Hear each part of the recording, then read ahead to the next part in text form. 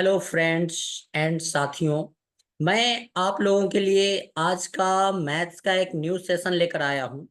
इस सेशन में हम आज बात करने वाले हैं क्लास 10th की जो बोर्ड एग्जाम होने वाले हैं उनके मैथ्स के न्यू टॉपिक्स को मैं स्टार्ट किया हूं।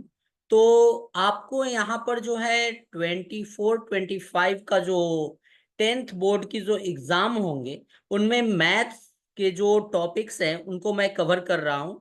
ऐसे अगर आप एसएससी बैंकिंग रेलवे या किसी टीचर एग्जाम की भी तैयारी कर रहे हैं तो आपको हमारे साथ जुड़ जाना है। यहाँ पर हर प्रकार के मैथ्स को सॉल्व करने का ट्रिक्स और टिप्स आपको दिया जाता है। तो आप अच्छे तरह से यहाँ पर मैथ्स को सीख सकते हैं, समझ सकते हैं और उसे आने वाले एग्जाम में उस कॉन्सेप्ट का यूज करके आप क्वेश्चंस को सॉल्व कर सकते हैं। तो आज की क्लास जो है यहाँ पर मैं कोऑर्डिनेट्स ज्योमेट्री को पढ़ाने वाला हूँ। जैसा आप देख रहे हैं कि स्क्रीन पर आपको दिख रहा होगा कि 2024-25 का ये सेशंस है। यहाँ पर कोऑर्डिनेट्स ज्योमेट्री को मैं पढ़ाने वाला हूँ। क्लास 10th के मुख्यतः इस क्लास में फोकस किया गया है। जो मैथ्स के एग्जाम होने वाले हैं उससे संबंधित आज की पूरी क्लास है। तो जैसा कि कोऑर्डिनेट ज्योमेट्री जो है मित्रों, उसे हम हिंदी में जो है नियामक ज्यामिति बोलते हैं। इंग्लिश में इसे कोऑर्डिनेट ज्योमेट्री कहते हैं, परंतु हिंदी में इसे नियामक ज्यामिति, साथ ही साथ इसको निर्देशांक ज्यामिति के नाम से भी जाना जाता है या इसको वैश्लेविक ज्यामिति भी कहते हैं। इंग्लिश में इसे एनालिटिकल ज्योमेट्री कहते हैं। इस नेम का प्रयोग इसलिए किया गया है क्योंकि ये जो टॉपिक है, ये जो चैप्टर है, यहाँ पर मुख्यतः बीज गणित और ज्यामिति दोनों को ऐड करके सम्मिलित करके कोऑर्डिनेट्स ज्योमेट्री बनाया गया है। 1637 ईस्वी में 1637 ईस्वी में देकार्त नाम का एक साइंटिस्ट, एक वैज्ञानिक थे, एक मैथमेटिशियन थे, जो कि बीज गणित और ज्यामिति में रिलेशन स्थापित कर, समझिए यहाँ पर बीज गणित और ज्यामिति को रिलेशन स्थापित कर, दोनों में संबंध रिलेशन को परस्पर सम्मिलित करके कोऑर्डिनेट ज्योमेट्री का निर्माण किए। यहाँ तक आपको बेसिक जानकारी मिल गई होगी कि कैसे जो हमारा ये टॉपिक है इसे डेवलप हुआ है और इसके बारे में हमें पढ़ना है। अब आइए आपको यहाँ पर जो है मैं आपको नेक्स्ट आगे क्या पढ़ना है उसके बारे में मैं आपको यहाँ पर बतलाने वाला हूँ। अब देखिए, यहाँ तो आपको चैप्टर के बारे में जानकारी मिल गई कि हमें यहाँ पर क्या क्या पढ़ने हैं। तो आप यहाँ पर देख रहे हैं कि कुछ पॉइंट्स मैंने यहाँ पर नोट डाउन किया है। तो इस पॉइंट्स को नोट डाउन करने का मुख्य मकसद मैंने इसलिए किया है कि हम यहाँ पर इस चैप्टर में अब भी मुख्यतः क्या क्या पढ़ने वाले हैं जो आपके एग्जाम में आएंगे। जैसे देखिए, दो बिंदुओं के नियामक कोऑर्डिनेट्स दिए रहेंगे और उनके बीच की दूरी को निकालना होगा, उसके बीच के डिस्टेंस को फाइंड करना होगा। जैसे मान लिया जाए ये हमारा पॉइंट ए है और ये हमारा पॉइंट बी है। नेम कर देते हैं, ये पॉइंट ए है और ये पॉइंट बी है। तो ये हमारे दो पॉइंट दिए रहेंगे, दो बिंदु दिए रहेंगे और दो कोऑर्डिनेट्स हैं। इनके बीच के जो डिस्टेंस है वो हमको फाइंड करना रहेगा कि ए से बी के बीच की दूरी क्या है। तो इस चैप्टर में इस तरह के क्वेश्चंस को हम सॉल्व यहाँ पर करने वाले हैं। आगे जो है आपको, ये तो फर्स्ट आपका हो गया कि हमें क्या करना है। तो दो नियामक आपको बिंदु दिए रहेंगे, उनके बीच के डिस्टेंस को, दूरी को निकालना होगा। अब देखिए यहाँ पर जो है सेकेंड टॉपिक्स क्या है, हमें सेकेंड क्या करना होगा। तो त्रिभुज के शीर्ष के नियामक दिए रहने पर उनका क्षेत्रफल ज्ञात करना। जैसे मान लिया जाए इस प्रकार से कोई त्रिभुज आपको दिया रहे, ये त्रिभुज ए है, ये त्रिभुज बी है, ये त्रिभुज सी है। इसके शीर्ष के तीनों शीर्ष का जो है आपको नियामक दिया रहे। जैसे मान लिया जाए यहाँ पर आपको x1 y1 दिया रहे, यहाँ पर जो है आपको b का नेम जो है x2 y2 दिया रहे और c जो है वो x3 और y3 आपको दिया रहे। तो आपको इस त्रिभुज का आपको क्या करना होगा, ये जो त्रिभुज दिया गया है इसका आपको क्षेत्रफल निकालना होगा। तो इस प्रकार के क्वेश्चंस आपके एग्जाम में आएंगे। अब आगे देखिए तीसरा पॉइंट जो है हमारा, तीसरा पॉइंट हमको यहाँ पर क्या पढ़ना है, किस प्रकार के क्वेश्चंस तीसरे में दिए रहेंगे। दो बिंदु को मिलाने वाले रेखाखंड, ध्यान दीजिएगा, दो बिंदु को मिलाने वाले रेखाखंड को किसी दिए गए अनुपात में अंतः या बाह्य विभक्त करने वाले बिंदु का नियामक ज्ञात करना होगा। जैसे मान लिया जाए कि ये पॉइंट जो है ये पॉइंट ए है और यहाँ पर जो है पॉइंट बी है, इस प्रकार से, और इसको एक बाह्य विभाजित करने वाला कोई बिंदु सी है जिसकी नियामक आपको यहां पर दिया रहे 1:2। तो इस प्रकार के क्वेश्चंस इसमें आपको मिलेंगे। आगे जब हम क्वेश्चंस को सॉल्व करेंगे तो इन्हीं तीनों टाइप्स पे हमारा ये चैप्टर होगा जहां पे क्वेश्चंस आपके एग्जाम में पूछे जाएंगे। तो यहाँ पर ये पॉइंट्स मुझे देने का मुख्य मकसद ये था कि आपके क्वेश्चंस किस प्रकार के आते हैं, तो इसी प्रकार के मुख्यतः क्वेश्चंस बनते हैं। और ये जो चैप्टर है विद्यार्थियों, ये काफी इजी चैप्टर है। यहाँ पर बहुत इजीली आप जो है अच्छे मार्क्स, है ना, अच्छे मार्क्स आप यहाँ पर गेन कर सकते हैं। इसीलिए मैंने सबसे पहले इस चैप्टर को कवर करना सोचा। मुझे टाइम नहीं मिलते थे, परंतु मैं अपने जो है वो इम्पोर्टेंट टाइम से मैंने आपके लिए समय निकालकर ये चैप्टर को कवर कर रहा हूं। तो आई होप, आशा करते हैं कि आप मन लगाकर पढ़ेंगे और अच्छे से इस चैप्टर को कवर करेंगे। आइए देखते हैं आगे हमको क्या क्या पढ़ना है इस चैप्टर में। अब देखिए यहाँ पर आपको कुछ टॉपिक्स आपको दिख रहे होंगे, तो इसको बतलाने के लिए मुझे यहाँ पर आपको समझाना होगा। जैसे यहाँ तक मैंने आपको बतला दिया है। अब देखिए यहाँ पर एक टॉपिक्स आपको दिए गए हैं, एक सरल रेखा पर के बिंदुओं से वास्तविक संख्याओं का निरूपण। आपको एक सरल रेखा, इस प्रकार से एक रेखा दिया गया है। ये क्या है मित्रों, दोस्तों, विद्यार्थियों, ये एक सरल रेखा है। आपको पता है, आप प्रीवियस क्लासों में पढ़े होंगे कि कोई भी रेखा का सेंटर जो होता है वो ओरिजिन होता है और उसे 0 से डिनोट करते हैं। उसके बाद जो है 1 इस साइड, 2, 3, 4, 5, इस प्रकार से जो है यहाँ पर ये बढ़ते रहते हैं इन्फिनाइट तक। इसी प्रकार से इस साइड जब हम चलेंगे 0 के बाएं साइड, तो -1, -2, -3, -4, और ये चलेंगे माइनस इन्फानाइट। तो इधर जो है इस साइड जितने भी वास्तविक संख्याएं होंगे वो क्या होंगे, वो पॉजिटिव होंगे। हिंदी में इसे कहेंगे 0 के दाहिनी, है ना, 0 के दाहिनी ओर जितने भी नंबर होंगे वो क्या होंगे, पॉजिटिव होंगे। परंतु 0 के बाईं ओर जितने भी नंबर होंगे वो क्या होंगे, निगेटिव होंगे।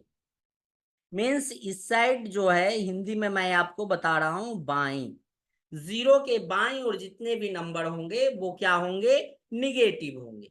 तो आप समझ गए होंगे, इसे मैं आपको समझाया इसलिए क्योंकि इस चैप्टर में इस सरल रेखा का यूज आपको करना पड़ेगा और अच्छे प्रकार से ये कॉन्सेप्ट आपको क्लियर करेंगे। तो यहाँ पर आप समझ लिए होंगे। अब आइए बढ़ते हैं अपने नेक्स्ट पॉइंट की। नेक्स्ट पॉइंट हमारा क्या है, तो उस पर विचार करते हैं, देखते हैं। देखिए यहाँ पर जो है मैंने कुछ पॉइंट्स नोट डाउन करके रखे हैं। सॉरी, इसे समझना काफी इंपॉर्टेंट हो जाता है। जैसे देखिए फर्स्ट पॉइंट है हमारा, पहला पॉइंट यहाँ पर क्या है, तो किसी संख्या रेखा को दो बिंदुओं के बीच अपरिमित अनगिनत बिंदु होते हैं। मीन्स कहने का मतलब है, एग्जाम्पल के तौर पे मैं आपको समझा रहा हूं कि कोई भी ये दो ये एक सरल रेखा है ना। और दो बिंदु मान लिया जाए कि ये बिंदु ए है और ये हमारा बिंदु बी है। ये सरल रेखा है और ये हमारा बिंदु ए है और ये हमारा बिंदु बी है। तो ए से बी के बीच में इस सरल रेखा पर अनगिनत, काउंट नहीं कर सकते हैं कितना सारा बिंदु होगा, बहुत सारे बिंदु हो सकते हैं। इसीलिए हमने यहाँ पर अनगिनत बिंदु शब्द का प्रयोग किया है। अनगिनत या अपरिमित मतलब जिसको कि ज्ञात नहीं किया जा सकता, इतने सारे बिंदु होंगे। तो आपको याद रखना है कि किसी संख्या रेखा के दो बिंदुओं के बीच अनगिनत बिंदु होते हैं। ये आपके 1 नंबर वाले क्वेश्चंस में इस प्रकार के क्वेश्चन पूछे जा सकते हैं। क्वेश्चंस आपके ये पूछे जाएंगे कि एक सरल रेखा है जिसकी दो बिंदु है, तो उन दोनों बिंदुओं के बीच कितने बिंदु होंगे। और आपको या तो 1 नंबर में 4 ऑप्शन दिए रहेंगे या फिल इन द ब्लैंक्स रहेंगे, तो आप उसमें अपरिमित या अनगिनत लिख सकते हैं। अब आइए अगला पॉइंट देखते हैं। अगला पॉइंट क्या है? दो वास्तविक संख्याओं के बीच परिमित, परिमेय और अपरिमेय संख्याएं होती है। परिमित मीन्स कहने का मतलब है कि आपको एकदम अनुमानतः पता होगा, है ना। तो दो वास्तविक संख्याओं के बीच आपको याद रखना है ये भी पॉइंट्स कि दो वास्तविक संख्याओं के बीच परिमित, परिमेय और अपरिमेय संख्याएं होती है। समझ गए यहां तक? अब देखिए अगला यहां पर एक हमारा टॉपिक्स है, उसको इंग्लिश में कहा गया है कार्टेजन कोऑर्डिनेट सिस्टम। हिंदी में इसको बोलते हैं कार्तीय निर्देशांक प्रणाली, है ना। इसको समझने के लिए मैं यहाँ पर आपको कुछ ग्राफ्स का यूज करने वाला हूं। जैसे देखिए इस प्रकार से यहाँ पर ये ग्राफ होते हैं। इस साइड जो है एक्स डैश करेंगे, इसको एरो लगा देना है। एरो लगाने का मतलब है कि ये रेखा जो है और आगे की ओर जाएगी, यहाँ पे लिमिट नहीं है। ये एक्स होते हैं, यहाँ पे ये वाई होंगे और ये नीचे की ओर वाई डैश होंगे। एक चीज का आपको ध्यान रखना है कि इस साइड, चलिए यहीं पे मैं आपको समझाता हूं। ये जो ओरिजिन है इसको हम लोग 0 से डिनोट करते हैं। इसे हम लोग क्या बोलेंगे? ओरिजिन बोलेंगे, या फिर हिंदी में इसको मूल बिंदु बोलेंगे, मूल बिंदु। तो इसका हमेशा जो नियामक है वो क्या होता है? 0 0 होते हैं। यहां पर जो भी पहला होता है वो एक्स होते हैं और ये सेकंड जो होते हैं वो वाई होते हैं। ये याद रखना है। तो मीन्स मूल बिंदु जो होते हैं उनके नियामक जो हैं एक्स भी 0 हैं और वाई भी 0 होते हैं। समझ गए? अब देखिए यहां पर इस साइड जितने भी नंबर होंगे वो क्या होंगे? पॉजिटिव होंगे। और इधर जितने भी नंबर होंगे मूल बिंदु के इस साइड वो निगेटिव होंगे। समझ गए? उसी प्रकार से 0 से ऊपर की ओर जितने भी नंबर होंगे वो पॉजिटिव होंगे और इस साइड जो नीचे जितने भी नंबर होंगे वो निगेटिव होंगे। इसे आप अच्छे से समझ गए होंगे। आगे और क्लास में मैं इसे अच्छे से डिस्कस करने वाला हूं, तो यहां तक आप समझ गए होंगे। ये ग्राफ का रिप्रेजेंटेशन जो है आप समझ गए होंगे। अब देखिए यहां पर एक और मैं इसी प्रकार से रिप्रेजेंट करके आपको समझाता हूं। यहाँ ये होंगे एक्स डैश होंगे और ये एक्स होंगे। इधर क्या होंगे? ये वाई होंगे और इस साइड जो है वाई डैश होंगे। एक चीज का आपको याद रखना, देख रहे होंगे कि यहाँ एक्स है, तो एक्स का मतलब है कि वो पॉजिटिव वाले हैं, डैश जिसमें लग गया वो निगेटिव वाले हैं। उसी प्रकार से वाई जो है ऊपर की ओर, हमारा जो वाई है ये पॉजिटिव में है इसलिए वाई है, बट नीचे की ओर, ओरिजिन से नीचे की ओर जो हम जा रहे हैं इसमें वाई डैश लगा हुआ है, मीन्स ये हमारा जो है वो माइनस में है। समझ गए? अब देखिए यहां पर जो है आपको मैं कुछ रिप्रेजेंट कर रहा हूं। जैसे देखिए एक्स अक्ष पर किसी बिंदु का नियामक, एक्स अक्ष पर मीन्स कहने का मतलब है कि इस एक्स अक्ष पर किसी बिंदु का नियामक आपसे पूछा जाए तो एक्स अक्ष पर मीन्स एक्स तो दिया है परंतु वाई का कोई जिक्र नहीं है, इसीलिए क्या है, वाई जो है वो 0 हो जाएगा। सेम उसी प्रकार से वाई अक्ष पर किसी बिंदु का नियामक, मीन्स वाई की चर्चा हो रही है, एक्स का कोई डिस्कशन नहीं किया गया है, तो एक्स क्या है, 0 है, और वाई जो है इधर की बात हो रही है तो वो वाई होंगे। इसे आप अच्छे से समझ गए होंगे, कोई प्रॉब्लम आपको नहीं होगा, समझ गए होंगे अच्छे से।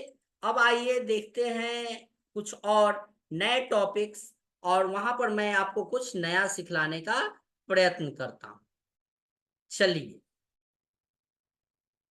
आइए यहाँ, अब देखिए यहाँ पर कुछ पॉइंट्स है हमारे दिए गए, बट इस पॉइंट्स को डिस्कस करने से पहले मैं आपके लिए कुछ और पॉइंट्स को मैं डिस्कस करना चाह रहा हूं।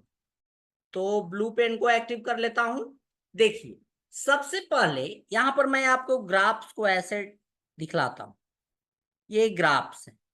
ग्राफ की जब आप कॉपी लेंगे तो इस प्रकार से उसमें बने रहते हैं।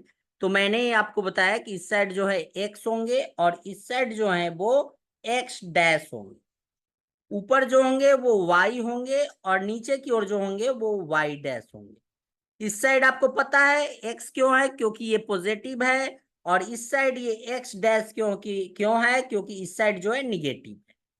यहाँ भी देखिए ऊपर की ओर जो है वाई है तो ये क्या है, पॉजिटिव है, और ये नीचे की ओर है तो ये हमारा निगेटिव है। समझ गए, मीन्स एक्स जो है वो पॉजिटिव है, यहाँ जो एक्स डैश है वो निगेटिव होंगे, वाई जो है वो पॉजिटिव है, और इधर वाई डैश जो है वो निगेटिव होंगे। यहाँ पर सेंटर में क्या होते हैं, तो सेंटर में ओरिजिन ओ है। समझ गए यहाँ तक।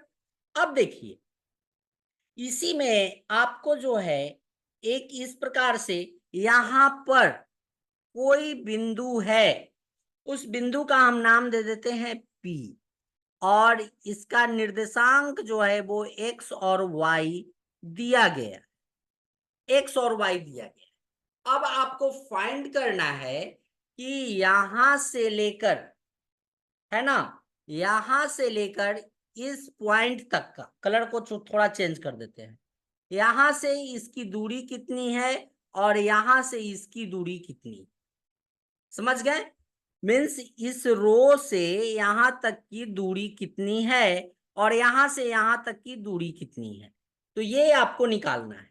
तो कैसे निकलेंगे, तो सबसे पहले तो इसका नाम दे देते हैं, इसका नाम ए देते हैं और इसका नाम जो है वो हम बी यहां पर रखते हैं।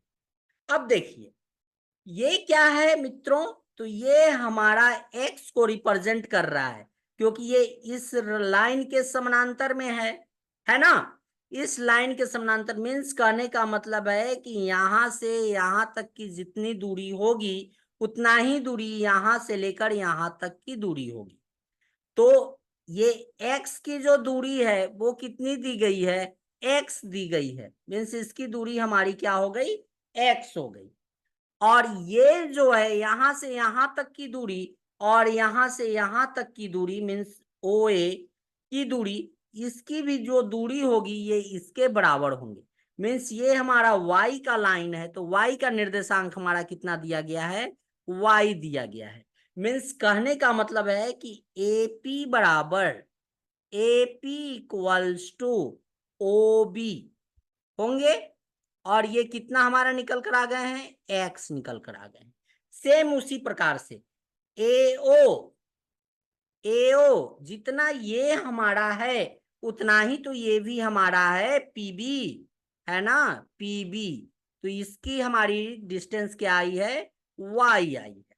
तो आप समझ गए कि किस प्रकार से हम इसको करते हैं, समझते हैं। तो यहां तक आपको एक कॉन्सेप्ट मैंने ये क्लियर कर दिया। अब आइए यहाँ पर मेन जो है आपका, अभी जो टॉपिक्स यहाँ पर दिया है इस टॉपिक्स पे हम आते हैं, four quadrants and convention of sine, four quadrants और इसके साइन को यहाँ पर हमें पढ़ना है, इसके बारे में हम यहाँ पर जानेंगे समझेंगे। तो देखिए सबसे पहले मैं आपको यहाँ पर इस प्रकार से सबसे पहले ऐसे ये ग्राफ्स को बनाता हूं, इस प्रकार से ये आप समझ लीजिएगा, मीन्स आप ये चैप्टर को समझ लीजिएगा। इधर क्या होंगे, एक्स होंगे, ये एक्स डैश होंगे, यहाँ क्या होंगे, वाई होंगे, और ये क्या होंगे, वाई डैश होंगे। यहाँ पर क्या होते हैं, ये मूल बिंदु होते हैं, ओरिजिन होते हैं, इसको ओ से डिनोट कर। अब आइए, अब देखिए, सबसे पहले इसे हम कब बोलते हैं, इसे क्या बोलेंगे, फर्स्ट, है ना। इसे हम लोग बोलते हैं first quadrant, first quadrant. Hindi में इसको बोलेंगे प्रथम, प्रथम चतुर्थांश, है ना। हिंदी में इसको बोलेंगे प्रथम चतुर्थांश। समझ गए। ये जो है हमारा, ये है हमारा सेकंड, है ना, सेकंड क्वाड्रेंट, इसको बोलेंगे सेकंड क्वाड्रेंट। हिंदी में इसको बोलेंगे द्वितीय, हिंदी में क्या बोलेंगे, द्वितीय चतुर्थांश, है ना। इसे आप नोट्स में नोट्स डाउन करते चलिएगा। और ये जो है हमारा, इसको बोलते हैं थर्ड, थर्ड क्वाड्रेंट, है ना। इसको बोलेंगे थर्ड क्वाड्रेंट। हिंदी में बोलेंगे इसको तृतीय, हिंदी में बोलेंगे तृतीय चतुर्थांश। समझ गए यहां तक। और ये जो है, ये है फोर्थ क्वाड्रेंट, इसे बोलेंगे फोर्थ क्वाड्रेंट। हिंदी में इसको बोलेंगे चतुर्थ, चतुर्थ चतुर्थांश, इसको हिंदी में बोलेंगे चतुर्थ चतुर्थांश। यहां तक आप समझ गए। अब देखिए, इसी में मैं आपको कलर चेंज करके थोड़ा सा समझाता हूं, ताकि आपका कॉन्सेप्ट क्लियर हो। अभी देखिए, फर्स्ट क्वाड्रेंट की बात हो रही है, तो फर्स्ट क्वाड्रेंट का जो सर्कल बना हुआ है, देखिए फर्स्ट क्वाड्रेंट के लिए तो यही सर्कल है, फर्स्ट क्वाड्रेंट के लिए यही सर्कल बना हुआ है। तो ये जो रो है, इस पे तो पॉजिटिव साइन दिया गया है, और ये भी जो रो है, ये क्या है, ये भी पॉजिटिव होते हैं, आपको बताए हैं। तो इस क्वाड्रेंट में जो भी होंगे, तो एक्स भी पॉजिटिव होंगे, और वाई भी जो है वो क्या होंगे, पॉजिटिव होंगे। समझ गए आप। अब देखिए, एक्स, क्योंकि आपको बताए हैं कि फर्स्ट जो होते हैं वो एक्स होते हैं, और सेकंड जो होते हैं वो वाई होते हैं। तो x की वैल्यू इस क्वाड्रेंट के लिए क्या है, पॉजिटिव है, क्योंकि इस पर जितने भी नंबर होंगे वो पॉजिटिव साइन में होंगे, और इस पे y पे जो भी नंबर है वो पॉजिटिव साइन में होंगे, तो y भी पॉजिटिव। अब देखिए, द्वितीय चतुर्थांश, सेकंड क्वाड्रेंट जो है हमारा, वो क्या से बना हुआ है, तो सेकंड क्वाड्रेंट का तो बाउंड्री यह है, सेकंड क्वाड्रेंट का बाउंड्री दोस्तों ये है, मित्रों ये है, स्टूडेंट हमारे ये है। अब देखिए, y इसके लिए क्या होगा, y इसके लिए तो पॉजिटिव होगा, लेकिन x जो है इसके लिए क्या होगा, निगेटिव होगा, क्योंकि इधर जितने भी नंबर होते हैं वो निगेटिव होते हैं। तो इसके क्वाड्रेंट क्या होंगे, पहले x आते हैं, तो x के लिए माइनस, और y के लिए क्या होंगे, प्लस होंगे। समझ गए, क्लियर हो रहा होगा कॉन्सेप्ट आपका। अब आइए देखते हैं थर्ड पॉइंट्स। थर्ड पॉइंट्स के लिए हम लोग करेंगे कि तृतीय चतुर्थांश, चतुर्थ क्वाड्रेंट का जो सर्कल है, जो एरिया है, वो क्या है, ये है ना, ये है। तो एक्स है, ये एक्स की जो लाइन है ये क्या है, निगेटिव है, और वाई की भी जो नीचे वाली लाइन है ये क्या है, निगेटिव है। मीन्स इसका एक्स भी निगेटिव है, और वाई भी जो है इसका क्या है, निगेटिव है। समझ गए। अब आइए देखते हैं चतुर्थ के लिए, है ना, चौथे क्वाड्रेंट्स को देखते हैं। तो चौथे क्वाड्रेंट्स का जो एरिया है वो ये है ना, यही इसका बाउंड्री है। तो फोर्थ क्वाड्रेंट के लिए एक्स तो प्लस है, लेकिन वाई क्या है, ये नीचे वाला है, तो ये माइनस होते हैं। मीन्स एक्स जो है इसके प्लस होंगे, और वाई जो है इसके माइनस होंगे। यहां तक आपके कॉन्सेप्ट क्लियर हो गए होंगे। अगर आपको डाउट होगा तो आप एक बार कमेंट बॉक्स में लिख दीजिएगा, मैं आपको नेक्स्ट क्लास में अगेन फिर समझा दूंगा। तो आपका कॉन्सेप्ट बिल्कुल क्लियर हो गया होगा। यहां तक आपको कोई डाउट नहीं होगा, समझ गए होंगे अगर डाउट्स होंगे तो आप एक बार जरूर हमसे फिर क्लियर हो लीजिएगा, क्योंकि कंफ्यूजन नहीं रखना है। अगर आप अच्छे से जब तक नहीं समझेंगे, आगे की क्लास आपको समझने में काफी प्रॉब्लम आए। तो इसीलिए अब भी जो है उस कॉन्सेप्ट को क्लियर कर लेना ज्यादा बेटर होगा। अब आइए देखते हैं आगे, आगे आपको क्या पढ़ना है। तो जैसे देखिए, ये जो है मैंने आपको ऑलरेडी यहाँ पर बतला रखा है, इसके प्रीवियस जो अभी मैंने समझाया, बट यहाँ रिपीट के लिए मैं यहाँ पर फिर से एक बार ले लेता हूँ। प्रथम चतुर्थांश, प्रथम चतुर्थांश में एक्स भी क्या है, पॉजिटिव है। देखिए यहाँ पर एक बार ऐसे मैं शो कर देता हूँ, इससे आपके कॉन्सेप्ट जो है वो अच्छे से क्लियर हो जाए। एक्स क्या होंगे, तो एक्स प्रथम क्वाड्रेंट ये है, तो एक्स क्या है, पॉजिटिव है। और वाई क्या होना चाहिए, ये एरिया है, तो वाई भी क्या है, पॉजिटिव है। Means X positive, Y positive. अब देखिए दूसरा चतुर्थांश, सेकंड क्वाड्रेंट, उसका एरिया ये है, तो एक्स क्या है, इसका माइनस है, तो एक्स माइनस होंगे। वाई क्या है इसके, तो ये है, तो वाई क्या है, प्लस है, तो प्लस होंगे। तो एक्स माइनस वाई प्लस। अब आइए चतुर्थ, तीसरा, तीसरा क्वाड्रेंट ये है, तो इसके लिए एक्स क्या है, तो एक्स तो माइनस है। और वाई क्या है, वाई भी हमारा माइनस है, means X minus Y minus. अब चौथे क्वाड्रेंट, चौथे क्वाड्रेंट्स का बाउंड्री ये है, तो ये एक्स क्या है, प्लस है, और वाई क्या है, वाई माइनस है, मीन्स प्लस माइनस। समझ गए? कोई डाउट्स आपके नहीं होंगे? अगर कोई डाउट्स होंगे तो जरूर पूछिएगा, क्योंकि डाउट्स रहेगा तो फिर आपका नेक्स्ट चैप्टर जो है, क्वेश्चंस जो है वो बनाने में आपको काफी प्रॉब्लम आएंगे। तो चलिए आगे देखते हैं हम, धीरे धीरे स्लो स्लो बढ़ेंगे आगे, फास्ट हमको नहीं चलना है, स्लो स्लो चलेंगे और अपने कॉन्सेप्ट को अच्छे से क्लियर करेंगे। अब देखिए आगे हम बढ़ते हैं यहां से, चलिए थोड़ा सा जो है, अब देखिए अपने नेक्स्ट पॉइंट की ओर बढ़ते हैं। देखिए अब यहां से जो है वो क्वेश्चंस आ गए हैं, तो मैं क्वेश्चंस को सोच रहा हूं कि आज के सेशन में ना कर कल की जो नेक्स्ट सेशन हमारे होंगे, डेली मैं क्वेश्चन आपको यहाँ पे करता रहूंगा, आपके लिए कॉन्सेप्ट लाता रहूंगा, आपको कोई प्रॉब्लम ना हो। तो क्वेश्चंस की जो बनाने की प्रक्रिया जो है वो मैं नेक्स्ट क्लास में करूंगा। आज मैं आपको जितना कॉन्सेप्ट बतलाया हूं, उस कॉन्सेप्ट पे आधारित जो है मैं नेक्स्ट क्लास लूंगा, उसमें क्या करूंगा, उसमें ओनली क्वेश्चंस को करूंगा। बहुत सारे मैंने क्वेश्चंस यहाँ पे लिए हैं, अगर इस सारे क्वेश्चंस को अगर आप बना लेते हैं तो आपके क्वेश्चंस एग्जाम में मिस नहीं करेंगे, आपके क्वेश्चन सारे सॉल्व हो जाएंगे। तो चलिए ज्यादा समय ना गवाते हुए मैं आज की क्लास को यहीं पे समाप्त करता हूं, मिलता हूं नेक्स्ट क्लास में। तब तक के लिए आप जितने भी बच्चे हैं उनको ये वीडियो को शेयर करिए, उनके अपने साथ पढ़ने के लिए उत्साहित करिए, और पूरे कॉन्सेप्ट को हम अच्छे ट्रिक्स और कम समय में क्वेश्चंस को सॉल्व करना सीखेंगे। चलिए दोस्तों, गुड नाइट।